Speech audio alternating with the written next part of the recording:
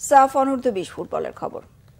Defending champion ভারতের বিপক্ষে প্রতিশোধের সেমিফাইনাল জিতে সাফ অনূর্ধ্ব-20 ফুটবল চ্যাম্পিয়নশিপের ফাইনাল উঠেছে বাংলাদেশ। শিরোপা লড়াইয়ে স্বাগতিক নেপালের বিপক্ষে প্রতিশোধের ম্যাচ খেলতে নামবে কোচ মারুফুল হকের যুব দল।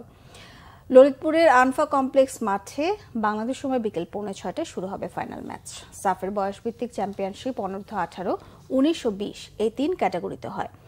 অনূর্ধ্ব-20 চ্যাম্পিয়নশিপ শুরু হয়েছিল 2022 সালে ভারতে। সেবার ভারতের বিপক্ষে 5-2 গোলে ফাইনালে হেরে যায় বাংলাদেশের যুবারা। এবার নেপালে দেশের প্রথম উয়েফা এ লাইসেন্সধারী কোচ মারুফুল হকের অধীনে ভারতকে সেমিফাইনালে হারিয়ে দেয় বাংলাদেশ। আনফা কমপ্লেক্স মাঠে মঙ্গলবার নির্ধারিত সময়ের খেলা 1-1 গোলে ড্র থাকার পর টাইব্রেকারে 4-3 ব্যবধানে জয়োৎসব করে গোলরক্ষক মেহেদী হাসান শ্রাবণের নেতৃত্বাধীন দল। এর আগে শ্রীলঙ্কাকে 2-0 গোলে হারিয়ে আসর শুরুর পর নেপালের কাছে 2-1 হেরে রানার্স আপ হয় বাংলাদেশ।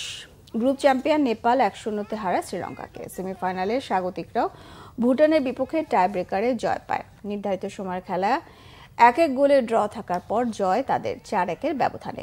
বাংলাদেশের কোচ জানিয়েছেন, ফাইনালের জন্য মুখিয়ে আছে ছেলেরা।